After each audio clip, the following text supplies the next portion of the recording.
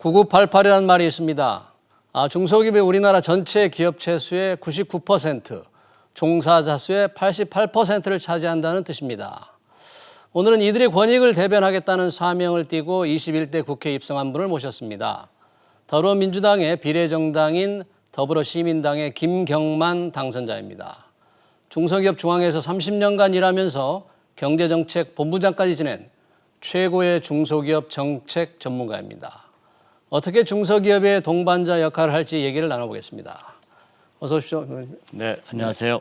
당선을 축하드립니다. 감사합니다. 네, 중소기업 중앙회에서 워낙 오래 일하셨는데 네네. 제가 아까 9988 얘기했지만 네. 요즘은 종사자 수가 88%까지는 안 됩니까? 어떻습니까? 네, 과거에 중소기업을 기준으로 할 때 300인 미만 종사자 순으로 했을 때는 9988의 네. 개념이었습니다만은 네.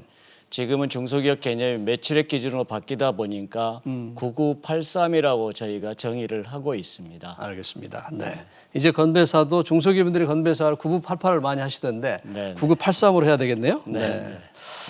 자, 올해 이제 이제 국회에 들어가게 되는데 네네. 사실 우리 김경만 당선자 외에도 어제 여기 최승재 소상공인 연합회 회장 오셨습니다. 네. 그 소상공인 연합회 중소기업을 대변하는 분들이 비례의원으로 한 5분 정도 되세요. 네네. 굉장히 많은데 네네. 이렇게 좀 많아지는 게 어떤 의미가 있고 어떤 역할을 할 수 있을 것 같습니까?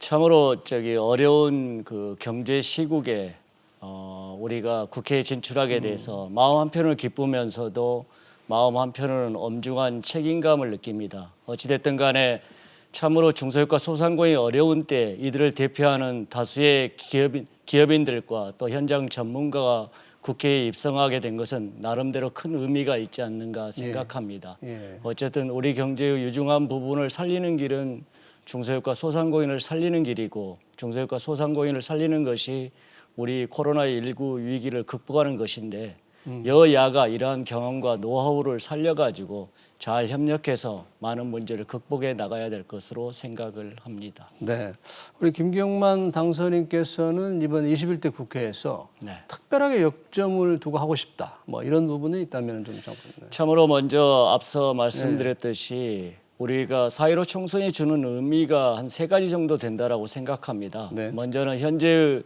위기를 잘 극복하라는 메시지와 함께 이러한 위기 극복을 통해서 최소한 중소기업과 소상공인 경제만은 살려야 된다. 그리고 이러한 경제를 살리고 난 다음에 흔히 우리가 포스트 코로나 이후에 대해서 촘촘하게 준비를 해야 되겠다.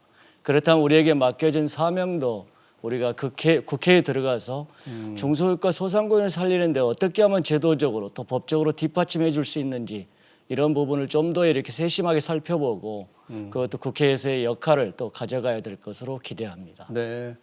그런 역할을 해야 된다면 우리 김경만 당선인께서는 1호 법안이랄까 내가 들어가자마자 이런 법안을 만들겠다. 그런 게 이미 마음속에 서 계시는 거죠? 어떤 겁니까?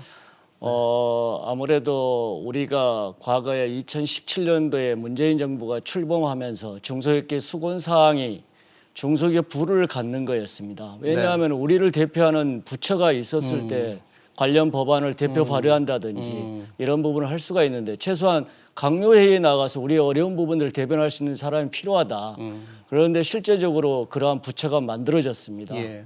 그리고 우리가 360만 중소기업이라고 이야기를 하고 있습니다만은 네. 이 중에 307만이 우리가 소상공인이라고 많이 이야기를 합니다. 그래서 이러한 소상공인과 자영업자의 문제를 전담할 수 있는 자영업 비서관제가 만들어졌어요. 네. 그러니까 중소벤처기업부도 만들어지고 자영업 비서관제도 만들어졌는데 네. 문제는 이러한 거버넌스와 몸통 부분은 잘 돼 있는데 네. 이 정책의 하부 기관이 실제 집행 기관이 제대로 중소벤처기업부에 하나의 일원화됐을 때 몸통과 손발이 제대로 맞지 않겠는가 이런 생각을 가져보는데 아쉽게도 금융과 보증의 주 업무를 담당하는 기업은행과 신용보증기금은 네. 중소벤처기업부에 속해 있지 않고 금융위원회 소관 감독기관으로 돼 있습니다. 금융회사니까 그러겠죠. 아무래도 그런 측면이 있습니다만은 네. 또 이 기업은행의 주 대상은 전부 중소기업입니다.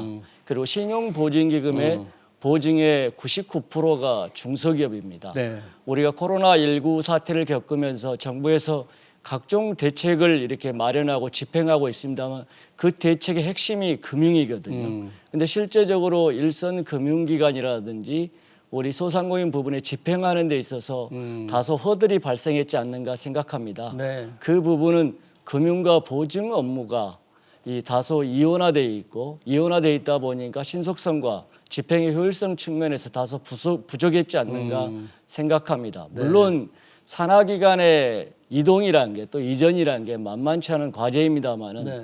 어쨌든 우리가 정책 집행의 효율성 측면에서 이런 부분을 좀 함께 고민하고 또 논의를 해봐야 되지 않는가 네. 생각을 합니다. 그러면 이제 그 기업은행과 지금 신용보증기금이 금융위원회 소속인데 이걸 중소벤처부로 옮기려면 이제 그 어떤 법안 이름도 있을 것 같은데 혹시 생각해 주신 그 법안의 내용은 뭡니까? 법안 이름이랄까? 중소기업 금융보증체계의 일원화인데요. 중소기업 금융보증체계 일원화법. 네. 아무래도 이제 보증 업무가 사실은 신용보증기금 또 기술신용보증기금 이렇게 이원화되어 있는데 네. 기술보증기금은 우리 중소벤처기업부 산하로 되어 있습니다만 예. 아직까지 신용보증기금은 예산 편성권은 또 중소벤처기업부에 있는데 금융에 대한 관리 감독 권한은 또 금융위원회에 있어요. 그런데 어쨌든 여러 가지 금융기관의 속성상 또 그쪽 부분에 있는 부분도 일정 부분 이해가 가고 그렇습니다만은 어느 것이 효율적인가 이런 부분으로 좀 더 머리를 맞대고 우리가 한번 고민하고 협의하고 논의를 해봐야 되지 않는가 생각합니다. 다소 이 부분은 조금 시간이 걸리지 않을까 생각을 합니다. 아무래도 이제 현재 관할 부처가 또 안 놓으려고 하다 보니까 좀 그런 옮기는데 좀 부분들이 시간이 있겠죠. 걸리겠죠. 네, 그런데 이번에 이 소상공인들이 코로나19 피해가 굉장히 심했잖아요. 네. 정부가 적극적으로 지원을 했지만 네. 지원의 적체 현상이랄까, 뭐 보증을 받는데도 오래 걸린다, 은행에 돈을 빌리는데 오래 걸린다 이런 문제들이 좀 많았지 않습니까? 아무래도 지역신용보증재단이나 우리 소상공인 시장진흥공단의 직접적인 대출이라든지 이런 업무를 우리가 이렇게 한꺼번에 밀리는 과정에서 해본 경험이 없기 때문에 아무래도 허들 현상이 많이 발생했던 것이 사실입니다. 네. 그리고 또 보증을 받고 난 다음에 실제 금융기관에 창구를 놓고 해서 대출받는 부분은 직접 또 실행하는 부분이 따로 있다 보니까 보증과 금융 부분이 따로 놀고 또 금융기관들도 우리 정부에서는 정말 위기 상황이고 전시 상황이라고 대통령께서 말씀하시고 또 그 금융기관장들에게 이 면책 특권이라든지 이런 부분들을 좀 제대로 집행해 가지고 일선에서 창구까지 이렇게 제대로 집행할 수 있는 이런 시스템을 적극적으로 요청했음에도 불구하고 금융기관의 속성상 우리가 점검하고 안전 유지로 대출을 할 수밖에 없는 그런 부분이 있었던 것 같습니다. 그런 과정에서 우리가 초창기에 여러 가지 소상공인 소진공이라든지 지역 신보와 금융기관의 조금 손발이 맞지 않은 부분이 있었지 않는가 생각합니다. 지금 부분은 상당 부분 많이 해소됐지 않은가 생각합니다. 네. 지금 그러면 어느 정도 해소는 되고 있는데 현재 문재인 정부의 중소기업과 소상공인을 돕겠다는 이 정책을 어떻게 좀 잘 괜찮게 진행되고 있다고 평가를 하십니까? 어떻게 보십니까? 어쨌든 우리 정부에서는 코로나19 사태를 겪으면서 처음에 마스크 문제로 조금 어려운 점이 있었습니다만은 모든 중소기업과 소상공인을 살리는 데 있어서 금융 지원이 핵심이다.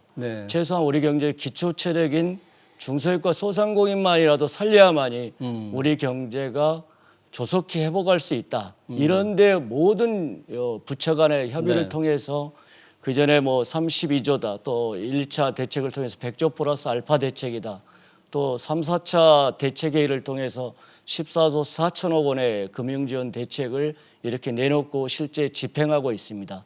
그런 부분들은 실제 일선 현장에 있는 중소기업과 소상공인들에게는 정말 그 돌아오는 만기 자금의 연장뿐만 아니라 이자 부분을 유예해 준 부분 이런 부분들은 절실히 운영장을 필요로 했던 기업들과 소상공인들한테는 매우 절실했지 않는가 생각합니다. 다만 우리 정부에서도 자금 집행에 있어서 속도가 가장 중요하다. 그리고 정부는 할 수 있는 모든 대책을 강구해서 최선의 노력을 기울이겠다라고 자주 이야기를 하고 있고 또 우리 일선 현장에서도 가장 바라는 것이 신속성하고 속도입니다.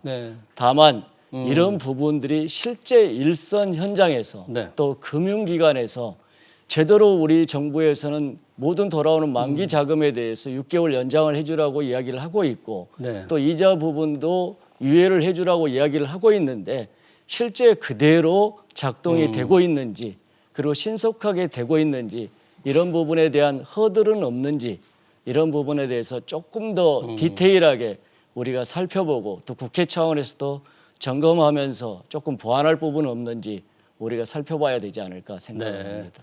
뭐 코로나19가 아니더라도 중소기업들의 어려움은 상당히 많았는데 특히 대기업과의 이제 중소기업의 양극화 문제도 뭐 심각했지 않습니까? 네네. 이런 부분을 좀 해소하는 데도 굉장히 시급한데 그런 부분에 대한 정책은 어떤 게 필요하고 뭐를 해야 되는 건가요? 우리 정부에서도 양극화 해소를 위해서 상당히 많은 노력을 기울이고 있습니다만 양극화 문제가 쉽지 않은 과제인 것 같습니다. 통계상으로도 0.3% 불과한 대기업이 전체 영업이익의 64%를 가져가고 99%의 중소기업이라고 이야기를 하고 있습니다만 실제 영업이익은 22%를 가져가는 것이 현실입니다.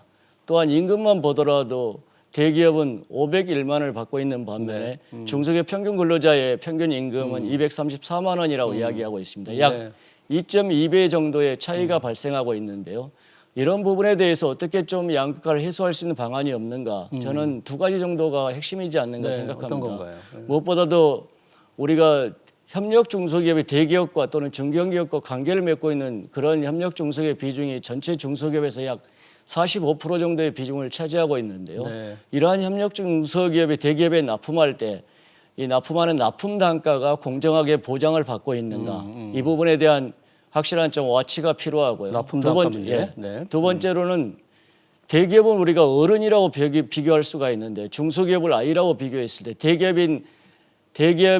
어른인 대기업이 중소기업인 아이가 가지고 있는 기술을 빼앗는 경우가 있습니다. 이것은 단순히 기술을 빼앗는 것이 아이한테 그 아이가 먹고 있는 사탕 과자를 빼앗는 행위하고 똑같습니다. 그러면 이 아이인 중소기업한테는 기술을 빼앗김으로 해서 그 기업이 어렵게는 도산할 수 있는 그런 위험에도 처하게 되거든요. 그래서 정말 기술 탈취 이 부분은 최소한 국회 차원에서 징벌적 손배제를 도입한다든지 해서 이런 부분은 막아야 되겠다. 그리고 이러한 제도적 장치와 함께 대기업과 중소기업 우리가 한일 수출 규제를 통해서 협력 중소기업의 육성이야말로 대기업의 글로벌 경쟁력을 갖는 하나의 큰 길이다는 것을 우리가 절실하게 느꼈지 않습니까? 그래서 이런 대기업과 중소기업 함께 간다라는 이런 사회적 문화적 확산이 또 필요하지 않는가 생각합니다. 중소기업들 스스로의 경쟁력을 높이는 이제 4차 산업혁명 시대인데 뭐 스마트 경제 시대에 중소기업도 대기업에 의존하지만 말고 스스로 경쟁력을 높여가는 노력도 좀 필요하지 않겠습니까? 경쟁력에서 핵심은 생산성 향상인데요. 우리가 전통 중소기업의 생산성 향상을 위해서 스마트 팩터리라는 스마트 공장 도입이라는 그런 제도가 있습니다. 그래서 근본 정부 들어와서 우리가 최소한 제조업이 6만 개라고 쳤을 때 이 중에 한 3만 개까지는 우리가 스마트 팩터리 도입을 통해서 중소기업의 생산성을 향상시켜서 선진국 수준 못지않게 경쟁력을 가져야 되겠다. 그래서 이런 부분에 대해서 정부가 원심을 기울이고 있고 또 저희도 삼성이나 뭐 포스코 같이 이렇게 협력해서 이런 부분들을 기울이고 있고요. 또 기술 개발과 또 글로벌 경쟁력을 갖기 위해서도 많은 노력을 기울여야 될 것이라고 생각합니다.